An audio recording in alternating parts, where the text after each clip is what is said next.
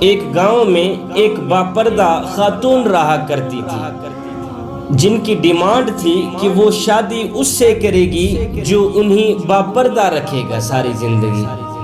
تو ایک نوجوان اس شرط پر نکاح کے لیے رضامند ہو گیا کہ میں اس کو ساری زندگی باپردہ رکھوں گا۔ خیر دونوں کی شادی ہو گئی۔ وقت گزرتا گیا یہاں تک کہ ان کا ایک بیٹا پیدا ہو گیا۔ ایک دن شوہر کہنے لگا، میاں میں سارا دن کھیتوں میں کام کرتا ہوں، کھانے کے لیے مجھے گھر آنا پڑتا ہے جس سے وقت ضائع ہوتا ہے، لہٰذا تم مجھے کھانا کھیتوں میں ہی پہنچا دیا کرو۔ بیوی شوہر کی اس بات پہ راضی ہو گئی۔ وقت گزرتے گزرتے ایک اور بیٹا بھی اللہ پاک نے عطا کر دیا، جس پر شوہر نے کہا اب گزارا مشکل ہے، تم ہی میرے ساتھ کھیتوں میں ہاتھ بٹانا پڑے گا۔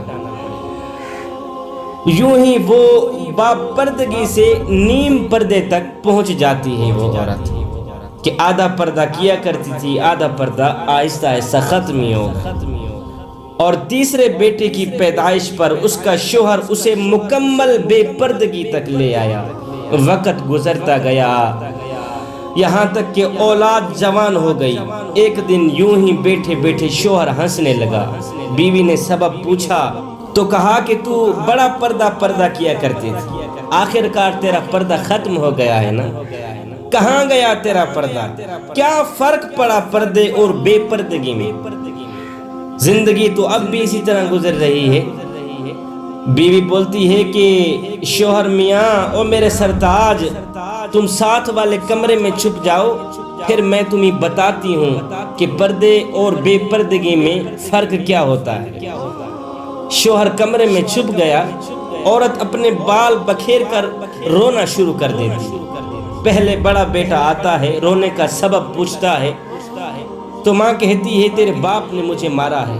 بڑے بیٹے نے ماں کو سمجھایا کہ اگر ابو نے آپ کو مارا ہے تو محبت بھی تو آپ سے کرتا ہے نا، تیرا خیال بھی تو کرتا ہے نا، تیرے ساتھ محبت پیار کرتا نہیں۔ خیر بڑا بیٹا سمجھا بجھا کے چلا جاتا ہے۔ عورت پھر سے رونے کی ایکٹنگ کرتی ہے تو بڑے سے چھوٹا بیٹا آیا، رونے کی وجہ پوچھی تو ماں نے کہا کہ تیرے باپ نے مجھے مارا ہے۔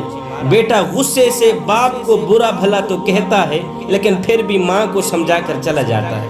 اب عورت یہی ڈرامہ چھوٹے بیٹے کے سامنے کرتی ہے۔ چھوٹا بیٹا تو آگ بگولا ہو جاتا ہے، زور زور سے گالیاں بکتے ہوئے ڈنڈا اٹھا لیتا ہے، کہتا ہے ابھی باپ کی خبر لیتا ہوں، کون ہے میری ماں کو مارنے والا۔ پھر عورت اپنے شوہر کو بلاتی ہے اور کہتی ہے کہ میاں پہلا بیٹا میرے پردے کے زمانے میں پیدا ہوا تھا، اس نے تیرا پردہ بھی رکھا۔ دوسرا نیم پردے میں پیدا ہوا تھا، اس نے بھی تیری آدھی لاج رکھ لی، جبکہ تیسرا بیٹا مکمل بے پردگی کے زمانے میں پیدا ہوا تھا، وہ تو مکمل طور پر تیری عزت کا پردہ اتارنے چلا گیا۔ اس لیے بزرگ فرماتے ہیں پردہ عورت کا فطری تقاضا ہے، پردہ عورت کا فطری تقاضا ہے۔